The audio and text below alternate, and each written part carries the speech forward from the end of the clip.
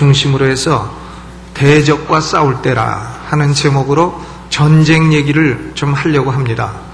우리가 살고 있는 21세기는 전쟁이 없는 시대가 아닙니다. 우리가 지난주에도 뉴스를 보았지만은 이제는 비행기 타기도 겁납니다. 왜 그러냐면 전에는 폭탄이 금속으로 만들어져서 금속 탐지기에 걸렸기 때문에 비행기 테러 위험이 없었지만은 이제는 폭탄을 금속으로 안 만든다는 겁니다. 다 플라스틱으로 만들어서 이 탐지기에도 안 걸리고, 그래가지고는 이제는 비행기 안에는 뭐 음료수도 못 가지고 들어가고 모든 그 액체 형태를 못 가지고 들어가게 그렇게 만들지 아니했습니까? 그러므로 여러분 비행기 탈 때에 언제나 기도 많이 하시고 타시기 바랍니다. 하나님, 이 비행기 테러 없게 하시고 테러가 있어도 나만 살게 하여 주시옵소서. 그렇게 꼭 기도를 하세요.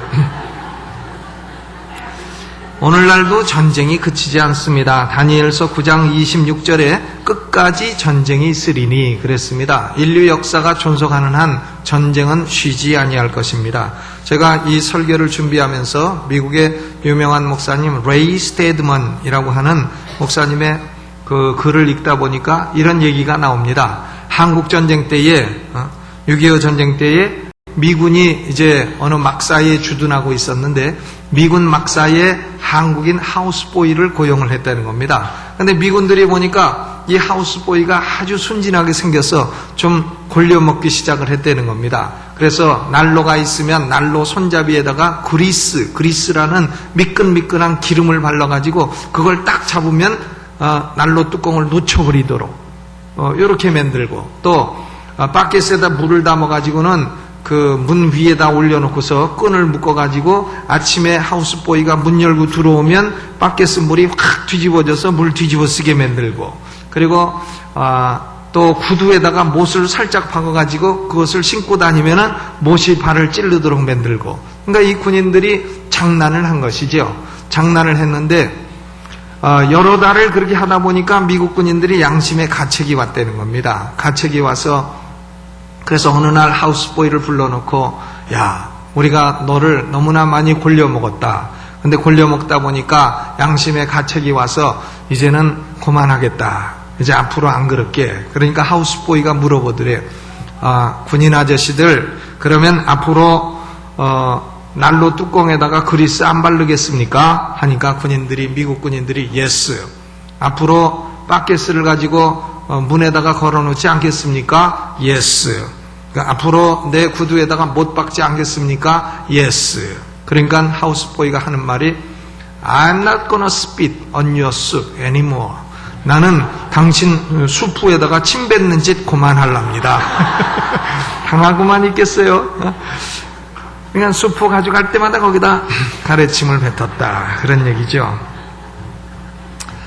그런데 성경에는 전쟁에 관한 얘기가 많습니다. 전쟁에 관한 얘기를 가장 많이 기록하고 있는 책이 출애굽기 그리고 신명기, 여호수아서입니다. 신명기는 전쟁에 관한 규례를 정하고 있는 책이고, 그리고 여호수아서는 전쟁을 실천하고 있는 그런 책입니다. 그런데 성경이 관심을 가지고 있는 전쟁은 일반적인 전쟁이 아니고 거룩한 전쟁입니다. Holy War, 거룩한 전쟁에 관심을 가지고 있습니다. 그러면 어떤 전쟁이 거룩한 전쟁이냐, 어떤 전쟁이 일반적인 전쟁이 아니고 거룩한 전쟁이냐, 몇 가지 조건이 있습니다. 첫째로는 하나님이 그 전쟁을 하라고 허락을 했어야 거룩한 전쟁이 되는 겁니다. 그래서 우리가 사무엘 상하를 보게 되면 다윗이 전쟁을 할 때는 언제나 하나님께 묻지 않습니까? 하나님, 내가 올라가서 전쟁을 하리이까? 그때 하나님이 올라가라, 내가 너와 함께 하리라. 그러면 그때 다윗은 전쟁을 수행하고 그렇게 했습니다. 그러니까 하나님의 허락이 있어야 되는 것이 첫째 조건이고, 두 번째는 거룩한 전쟁이 되려면 전쟁에 참여하는 군인들은 스스로 정결케 해야 됩니다. 이 거룩한 전쟁은 군인들이 군사훈련 해가지고 참여하는 게 아니고, 또 군인들이 무기 가지고 참여하는 게 아니고 스스로 정결케 하는 것이 먼저입니다. 하나님을 진노케 하는 모든 악한 일들을 스스로 삼가해야 되는 것입니다. 신명기 23장 14절에 내 하나님 여호와께서 너를 구원하시고 적군을 내게 붙이시려고 내 진중에 행하심이라. 그러므로 내 진을 거룩히 하라. 그리하면 내게서 불합한 것을 보시지 않으므로 너를 떠나지 아니하시리라. 이렇게 말씀하셨습니다. 그러니까 무슨 전쟁이요? 군인들 훈련시키지 아니하고 군인들 도덕적으로 정결케 해라 이렇게 하는 전쟁이 어디 있습니까? 바로 거룩한 전쟁은 특징이 그거다, 그거죠. 군인들의 거룩성이 더 중요한 거다. 군인들의 군사 기술이 중요한 게 아니라 군인들의 거룩성이 더 중요한 것이 거룩한 전쟁의 특징입니다. 세 번째로는 하나님께서 이스라엘 진영과 함께 하셔야 되는 겁니다. 하나님이 이스라엘 진영에 함께 할 때에 그것이 거룩한 전쟁이 됩니다. 그런데 하나님이 함께 하시려면 저 앞에 두 가지 조건이 먼저 요구되는 겁니다. 하나님이 허락하시고 이스라엘 군대가 거룩해야 된다. 그래야 하나님이 함께 거하시는 겁니다. 만약에 이스라엘 군대가 거룩하지 않으면, 그런데 하나님이 함께 하신다 하면 그건 사고가 나는 겁니다. 무슨 사고가 나냐면 하나님이 이스라엘 군대의 대적이 돼서 이스라엘을 진멸할 수가 있는 겁니다. 그래서 우리가 출애굽기 33장을 보게 되면 이스라엘 백성이 아론과 함께 금송아지를 만들어서 우상 숭배할 때에 하나님께서 모세가 그들을 징벌하고 나서 하나님이 말씀하십니다. 야, 너희가 가나안 땅으로 올라가라. 그런데 나는 너희들하고 같이 안 가겠다. 너희들만 올라가라. 그러니까 모세가 딱 엎드려서 아이고 하나님, 우리 몸에 우상숭배에 관련된 단장품은 다 제하겠습니다. 하나님, 우리와 꼭 같이 가셔야 되겠습니다. 모세가 목숨 건 중보기도를 하니까 출애굽기 33장 14절에 여호와께서 가라사대 내가 친히 가리라, 내가 너로 편케 하리라, 이 대답을 듣게 된 것입니다. 하나님이 함께 가셔야 거룩한 전쟁이 되는 것이지 하나님이 안 가시면 거룩한 전쟁이 안 되는 겁니다. 또 네 번째로, 이 거룩한 전쟁은 결코 실패할 수 없는 전쟁인 것입니다. 거룩한 전쟁은 아무리 대적이 말과 병거가 많을지라도, 대적이 아무리 숫자가 많을지라도 두려워할 필요가 없는 겁니다. 왜냐하면 이스라엘 군대는 아무리 소수요, 아무리 병력이 부족하고 아무리 병기가 부족해도 하나님이 함께 계시기 때문인 겁니다. 그러니까 이스라엘을 이기려면 하나님과 싸워서 먼저 이겨야 되는 거예요. 하나님과 싸워서 이기지 못하면 이스라엘을 이길 수가 없는 겁니다. 이스라엘은 하나님이 함께 계시기 때문에 그 전쟁에서 패할 수가 없는 것입니다. 하나님이 어떤 분이시냐면 애굽에서 이스라엘 백성이 노예되었을 때에 애굽의 노예에서 건져내는 하나님이다 하는 겁니다. 그것이 계속 되풀이되고 있지 않습니까? 아무리 애굽 군대가 많아도, 애굽의 병거가 아무리 많아도 하나님은 그 병거와 군대를 홍해에다 다 파물어 버리신 하나님이시다 하는 거죠. 아무리 애굽 왕 바로가 강해도 하나님께는 상대도 안 되는 존재다 하는 겁니다. 그렇기 때문에 애굽보다 힘이 약한 가나안의 칠족들, 그들과 만나서 싸울 때에 두려워할 것 없다는 겁니다. 더 큰 군대도 다 쳐부쉈는데 그보다 약한 군대를 만날 때에 무엇 두려워할 일이 있겠느냐 하는 거예요. 그러므로 거룩한 전쟁을 수행하는 데는 백성들의 거룩성과 하나님의 임재하심이 중요한 것이지 군인 숫자의 과다나 병기의 강약은 전혀 중요치 않다는 것입니다. 그러므로 이스라엘 군대가 전쟁에 나갈 때에 적진에 가까우면 제사장들은 그걸 설교하라는 거예요. 제사장들이 전쟁에 같이 나가서 전쟁에 임박할 때, 야, 하나님이 우리와 함께 계신다. 너희는 하나님의 군대다. 하나님이 함께 계심으로 우리 하나님은 애국 군대도 무찔러 주신 하나님이시다. 고로 두려워하지 말고 떨지 말고 담대하게 나와서 싸워라. 승리는 너희 것이다. 이걸 설교하라는 것이에요. 그리고는 군대의 장교들, 5절에 보니까 유사라고 번역이 됐습니다. officers, 장교들이죠. 장교들은 군인 중에서 4종류의 사람은 골라내서 집으로 돌려보내라는 겁니다. 집을 건축하고 아직 준공식을 못한 사람, 전쟁에 나가도 집 생각만 하지 않겠어요? 또 포도원을 건축하고 첫 열매를 먹어보지 못한 사람, 또 세 번째로 약혼을 해놓고 그 여자를 취하지 못한 사람, 네 번째로는 전쟁이 무서워서 두려워 떠는 사람, 이런 두려움은 전염성이 있기 때문에 다른 사람들도 부패시키니까 이런 네 종류의 사람은 아예 전쟁에 가담시키지 말고 돌려보내라는 겁니다. 숫자가 작아도 하나님만 함께 계시면 이기는 것이지 숫자가 중요치 않다는 거예요. 그래서 우리가 사사기 7장 7절을 보게 되면 사사 기드온이 미디안과 전쟁을 합니다. 그때의 군대를 모아보니까 32,000이 모였습니다. 그런데 하나님은 32,000 중에서 31,700명을 다 돌려보내시고 300명의 용사만 가지고 전쟁에서 기드온을 물리친 것을 우리는 볼 수 있지 않습니까? 그러므로 전쟁의 성공은 하나님이 함께 하시는 데 있는 것이지 군인의 숫자나 병기의 강약에 있는 것이 아니다. 이것이 거룩한 전쟁의 특징입니다. 또 우리가 10절 이하를 보게 되면 이 거룩한 전쟁은 절차도 규정이 되어 있습니다. 전쟁하기 전에는 먼저 평화를 선언하려는 겁니다. 야, 우리가 너희를 치러 왔는데 너희가 평화하겠느냐 했을 때 상대방이 예, 우리는 전쟁하기 싫고 평화를 합니다. 그러면 그 상대를 속국으로 삼고 조공을 받으라는 거예요. 죽이지는 말고. 그런데 야, 우리는 전쟁하겠다 이렇게 나오면 가서 쳐들어가서 죽이라는 겁니다. 죽이되 가나안 밖에 있는 성읍들은 남자만 죽이고 여자와 유아는 살려주라 그랬어요. 그런데 가나안 안에 있는 성읍들은 남자든 여자든 유아든 짐승이든 육축이든 가리지 말고 싹 진멸하라 그랬습니다. 왜 그러냐? 가나안 안에 있는 사람들은 우상을 숭배하는 사람들이요, 그들은 이스라엘 백성들을 우상으로 오염시킬 가능성이 있으니까 싹 진멸하라 하는 거죠. 그리고는 전쟁이 끝난 후에는 나무를 마구 작벌하지 말아라. 나무는 자르지 마. 나무가 군인이 간데 나무를 자르겠느냐?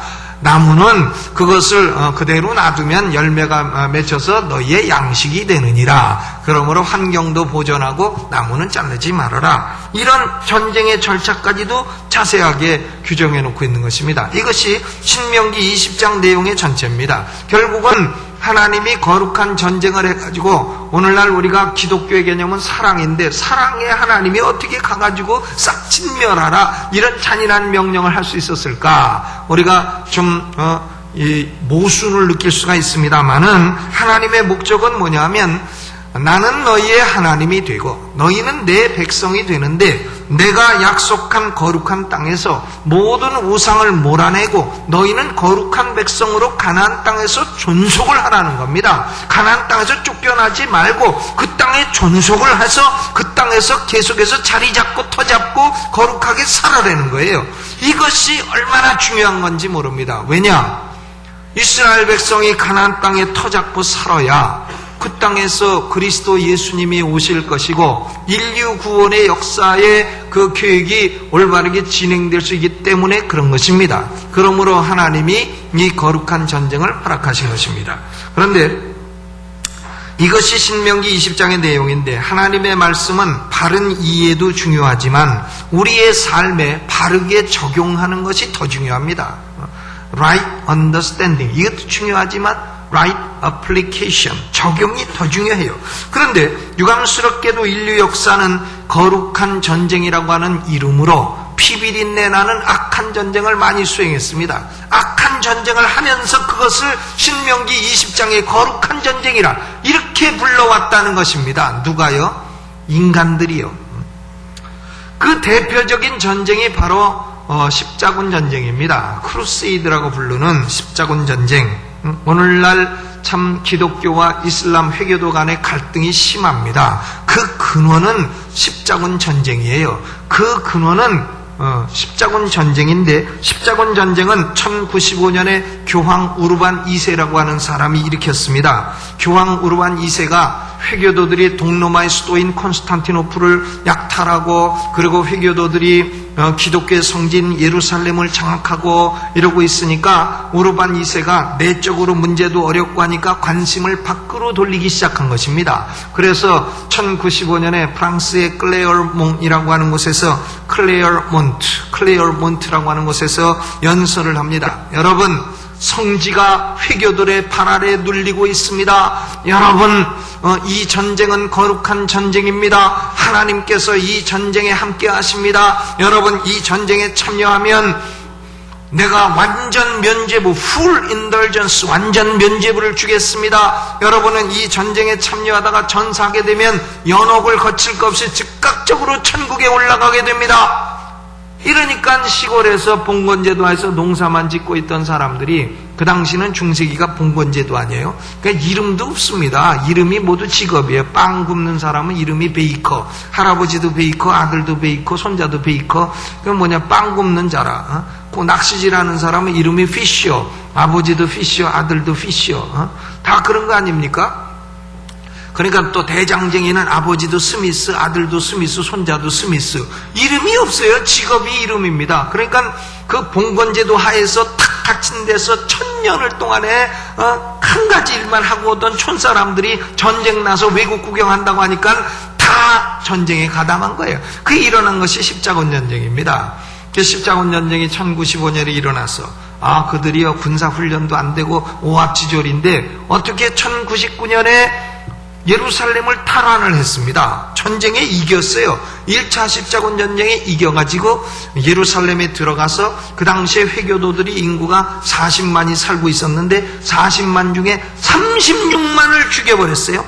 기독교가 예수의 이름으로 십자가를 내걸고 36만 명의 회교도를 죽였습니다. 그래서 예루살렘의 골목길은 피로 강을 이루었다. 자랑스럽게 십자군들이 말하지 아니했습니까? 그렇기 때문에 지금까지도 기독교와 회교도 간의 갈등은 끊이지 아니하고 계속하는 것입니다. 그러면 회교도들이 가만히 있습니까? 당하고 가만히 있어요?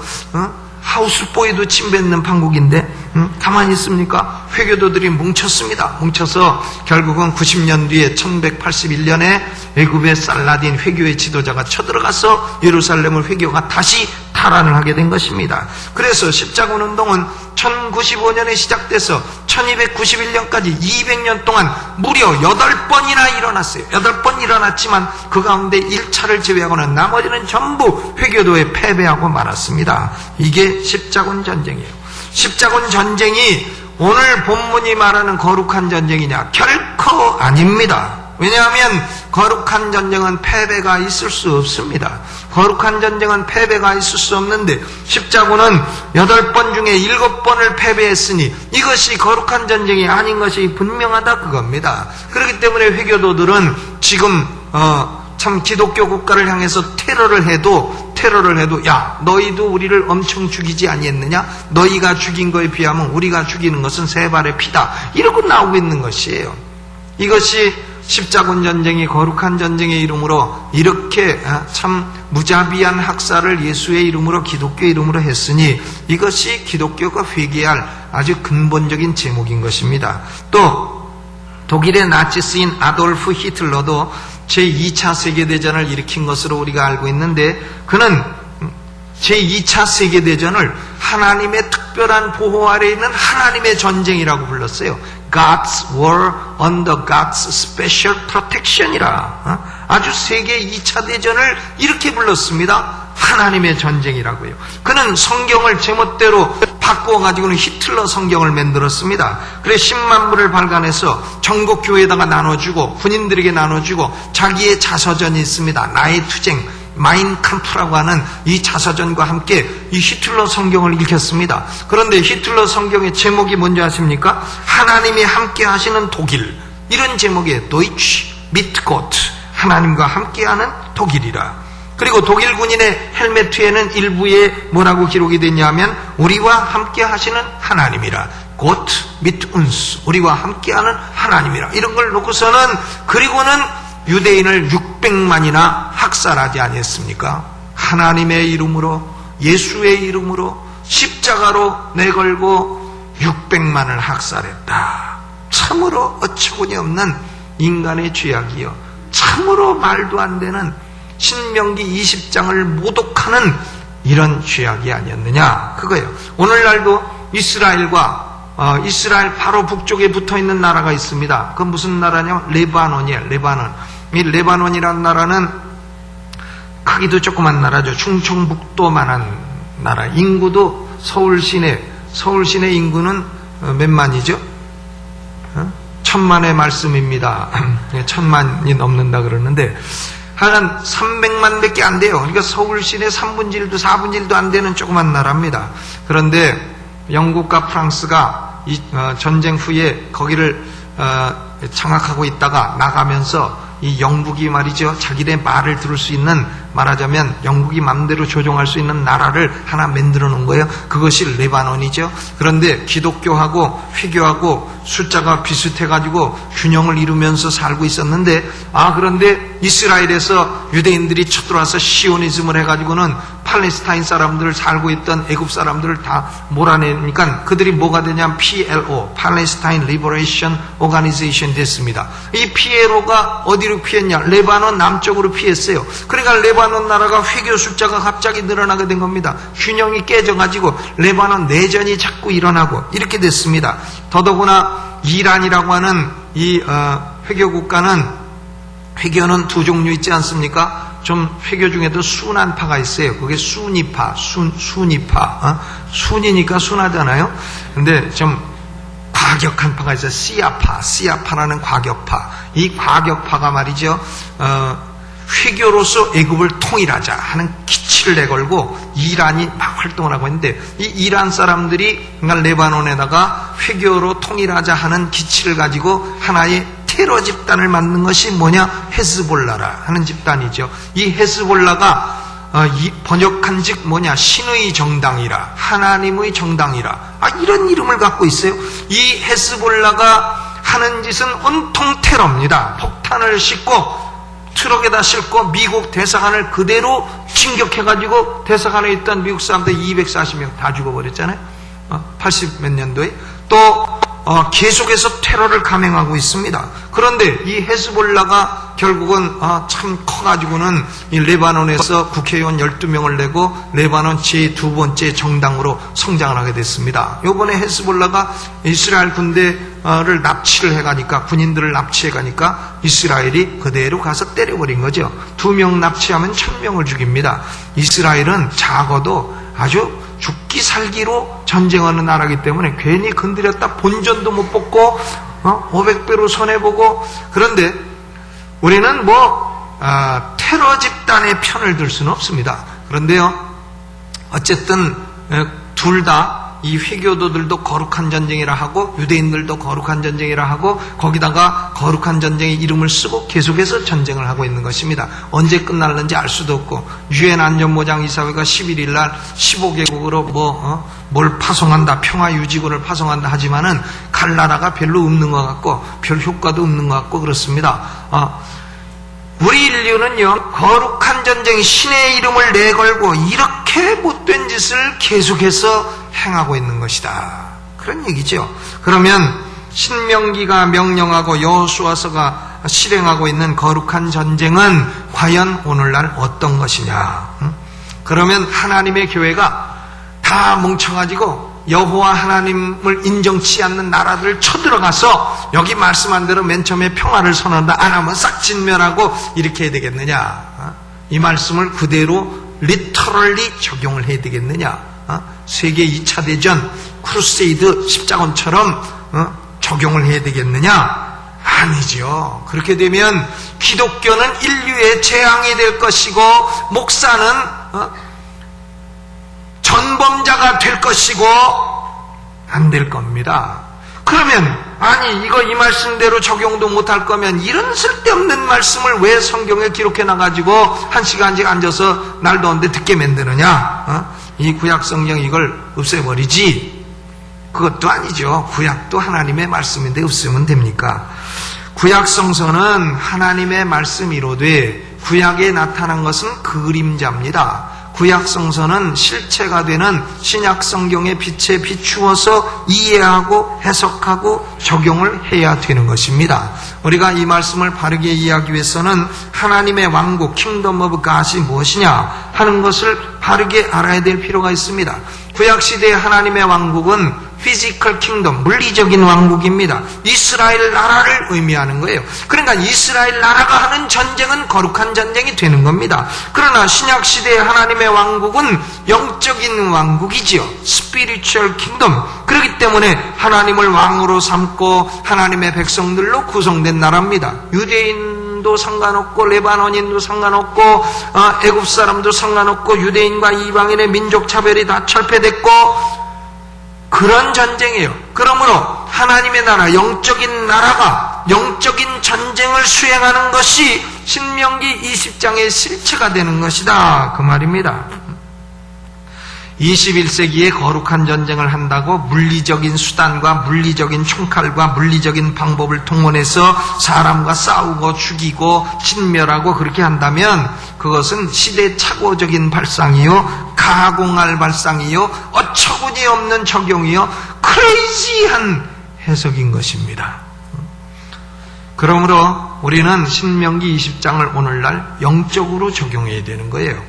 하나님 나라는 지금 영적인 나라요, 이 전쟁은, 거룩한 전쟁은 영적인 전쟁이 되는 겁니다. 사도 바울이 이 점을 분명히 하지 않았습니까? 에베소서 6장 12절에 우리의 씨름은 혈과 육에 대한 것이 아니요 정사와 권세와 이 어둠의 세상 주관자들과 하늘에 있는 악의 영들에 대함이라. 우리 성도들이 싸워야 될 전쟁은 총칼 들고 싸우는 게 아니고 우리는 혈과 육에 대한 전쟁을 하는 것이 아니고 하늘에 있는 악령들과 전쟁을 하는 것이다, 그 말이에요. 악령과의 전쟁은 세 가지 국면이 있습니다. 첫째는 내 안에 있는 죄와의 전쟁이에요. 이것은 영적 전쟁의 대내전입니다.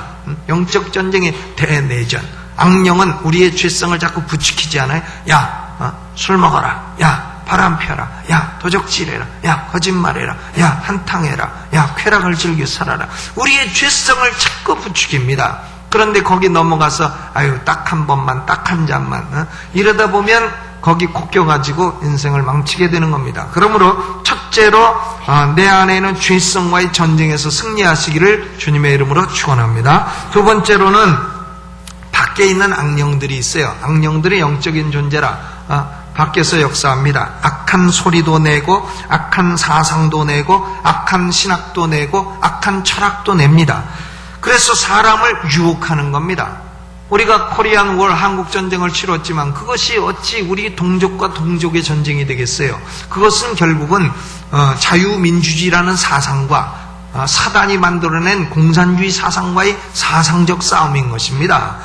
그러므로 우리 그리스도인들은 밖에서 역사하고 있는 악한 악령들과 싸움을 해야 됩니다. 이것이 영적 전쟁의 대외전이라 이렇게 볼 수 있습니다. 세 번째로는 정사, 권세, 보좌, 주관 이렇게 악령들의 이름이 있는 것처럼 사회의 구조를 장악해서 부패시키는 구조악과도 싸워야 되는 겁니다.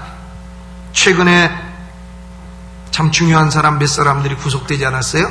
판사, 검사, 또 총경, 사회의 정의를 실현해야 될 사람들이 줄줄이 도리어 들어갔다 하는 거죠. 그런데 이분들이 하는 얘기가 뭡니까? 들어가면서 왜 나만 죄가 되느냐?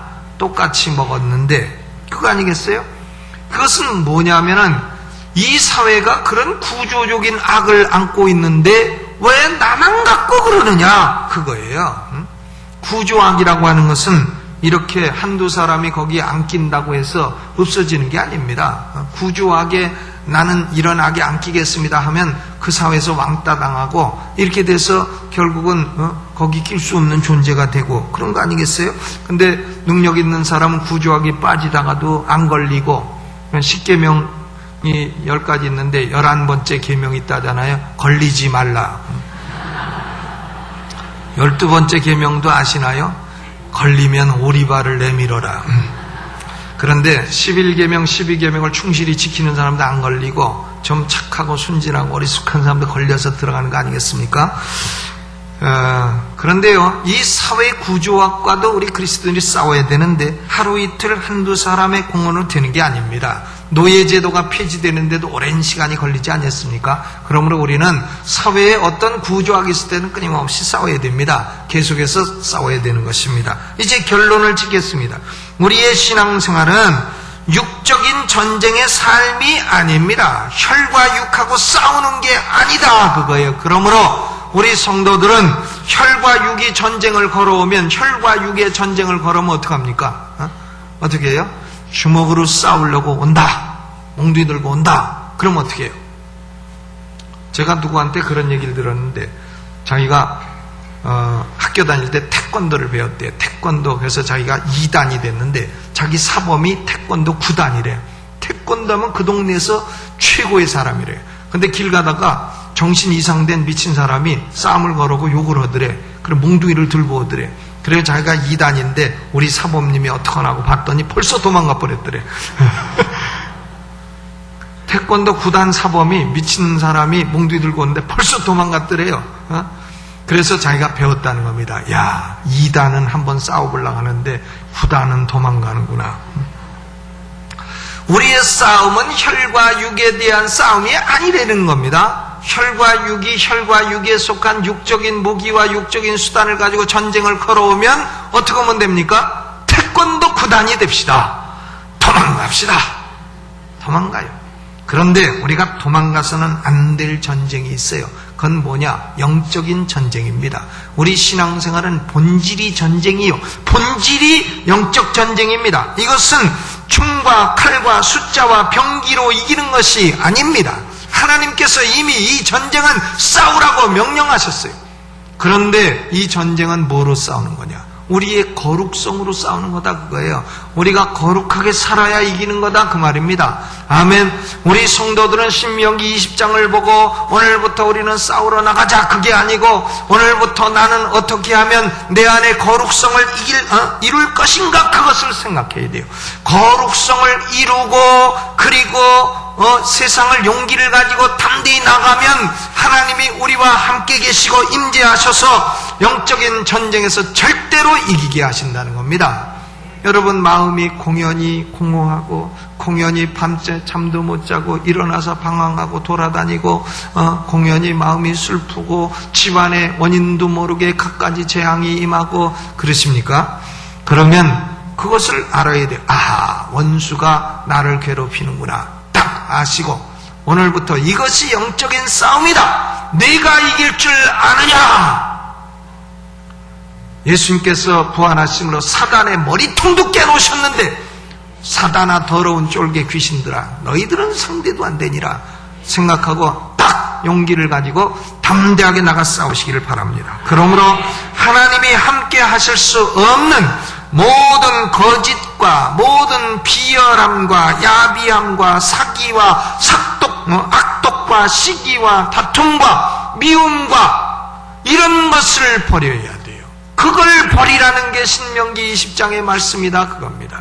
그래서 우리 안에 거룩성을 이루고, 그리고 거룩한 데서 나오는 담대함과 용기를 가지고 나가 악령과 싸우면 우리의 싸움은 백전이면 백승, 반드시 이길 줄로 믿으시기를 주의 이름으로 축원합니다. 로마서 8장 33절로 37절의 말씀으로 결론에 대하겠습니다. 누가 능히 하나님의 택하신 자들을 송사하리요, 의롭다 하신 이는 하나님이시니 누가 정죄하리요. 죽으실 뿐 아니라 다시 살아나신 이는 그리스도 예수시니 그는 하나님 우편에 계신 자요 우리를 위하여 간구하시는 자시니라. 누가 우리를 하나님의 사랑에서 끊으리요. 환난이나 곤고나 핍박이나 기근이나 적시나 위험이나 크리라. 기록된 바 우리가 종일 주를 위하여 죽임을 당케 되며 도살할 양같이 여김을 받게 되었다 함과 같으니라. 그러나 이 모든 일에 우리를 사랑하시는 이로 말미암아 우리가 어떻게 이기느니라? 넉넉히 이기느니라. 넉넉히 이기느니라. 우리는 모든 악령과의 싸움에서 가까스리 이기는 것이 아니라 넉넉히 이길 줄로 믿으시기를 주의 이름으로 축원합니다. 여러분, 가정을 회파합니까?